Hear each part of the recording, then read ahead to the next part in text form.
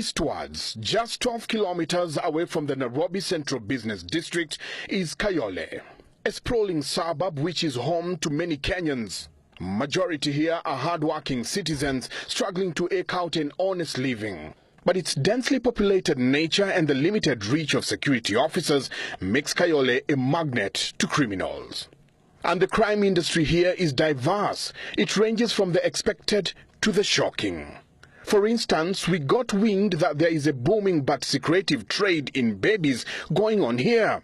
It is tempting to suspect the leak to be a hoax, but we decided to test the market by reaching out to the alleged traders. The plan is to buy a baby of our own. Huyo mrembo mwenye nilikuwa nimekuambia mwenye nilienda kufulia jana amenipigia simu amepanda gari anakuja. Uko hapo tukuje? Uko kazini?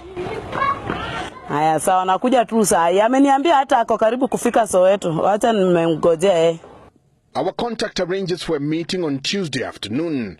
We make our way to Soweto in Kayole, and here we meet with our would-be baby trader, an otherwise innocent-looking woman in her mid-30s, and after much negotiations, a deal is struck. Wewe unalipa pesa yangu yote. Ukibeba mali yako kama imekufurahisha ukienda nayo. Kama haijakufurahisha tena, nachukua nauzia mwingine na wewe nikutafutia yako. The sellers insist on a deposit to speed up the process, but we decline, and my supposed wife is assured she will have her customer-specified baby by Friday. But we're told to hurry while stocks last. Hata kama ni hiyo deposit imekuja nitapatikana chip bado atamaliza tu na yeye afanye nini? Abebe mali yake aende. It is a business stripped of any human emotions. Babies here are just another trading commodity. They are casually equated to grains.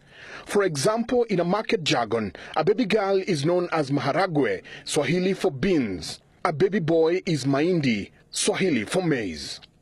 We are told baby girls are easier to buy, and in respect to the market forces of supply and demand, boys cost.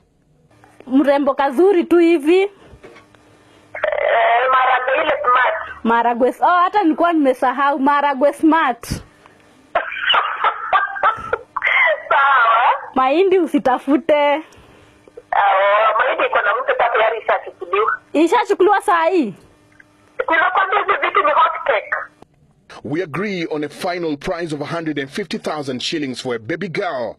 Appreciating this trade is a serious crime, we notify the police, and thanks to the OC flying squad, Munga Nyale, we are given a team of detectives who accompany us to the scene. At the scheduled appointment, the deal almost goes wrong when we take too long in traffic and the sellers get suspicious and leave.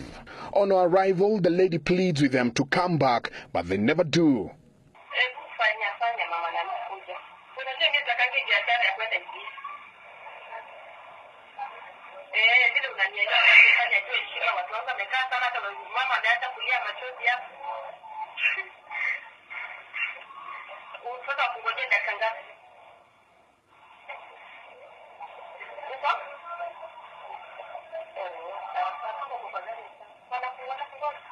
The earlier seller declines to return, but that's a minor setback for our apparently well-connected contact. A call to another source promises to deliver within an hour, and so we wait.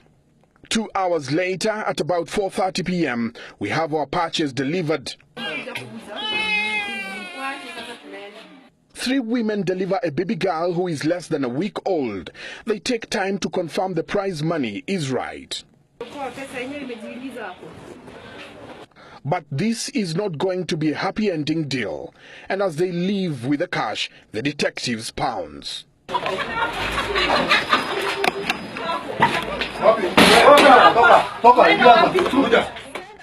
We gather that this woman operates a clinic and a chemist here.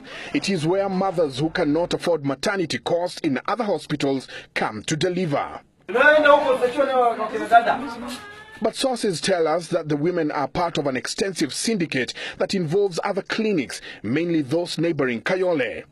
For instance, we gather this particular baby was stolen from another mother in Huruma area. Police are calling on any person who might have lost a child on Tuesday within Huruma to report at the flying squad offices in Pangani. As expected, the syndicate has many victims. Even before we leave, a young woman in the crowd claims to have lost her child to the traders. The 20-year-old says she delivered her child here in April. She insists she had her child cry and saw her suckling her fingers, but she later slept, and when she woke up, akaniambia nipush mtoto, hata maji huko imejitoboa, nikapush. Sasa kupush ndo maji katoka, mtoto akastruggle kutoka. Ndio kutoka wakati nilimtoa akaniambia sijui ati mtoto ametoka amechoka. Akakimbia kwa best yangu akamwambia nimeweza vizuri lakini mtoto amekufa. She demanded to be shown her child's body, but the lady in charge said the government will bury the child. Alikupatia maiti ya mtoto wako? Hapana. Kwa nini? Alikwambia kwa nini hajakupatia? Aliniambia ati alianza kusema hakuna pali watoto wanazikangwa. Akaniambia nitoe mpaka pesa za mtoto za kupeleka kuzika. Hers is by no chance an isolated story. According to the area residents, cases of women being told that their children were born dead here are common. Yet, apparently, theft of babies is not the only trade perpetrated here. Another woman says she also gave birth in the same clinic early this year and was given the wrong child. Mtoto. Mtoto wangu ni mzima lakini anakaanga asili ya Mwarabu hivi. Mtoto wangu hata ukimwangalia. Mwanangu ni Mluya. Kuna semeji yako alikuja kuzisaidia hapa. Akaambiwa mtoto amekufa. Sasa kulingana na ile kitu tumeona leo, tuko na doubt labda saa zingine hakukufa. Juu after that anakuambia mtoto ni mdogo sasa muachie. While we're still at the scene of crime, the ringleader tries to bribe us not to show their faces on television.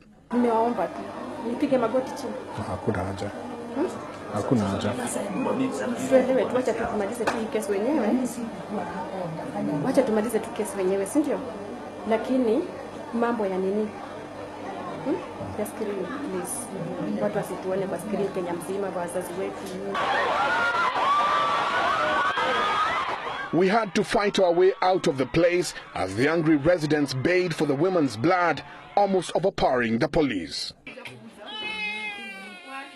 The network has its supporting cast. Apparently, the women work hand in hand with this taxi driver, who is always on standby to deliver packages once a customer becomes available.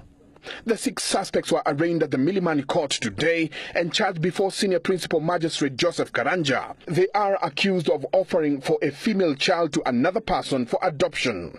Mtu ambaye anapatikana na hilo kosa anaweza kufungwa kwa miaka 30. Koti pia inaweza sema mtu alipe fine ya shilingi milioni 20. The 6 are remanded at Kilimani Police Station as investigations continues until 17th of July when their case will be mentioned. Michael Njenga, Citizen TV, Kayole, Nairobi.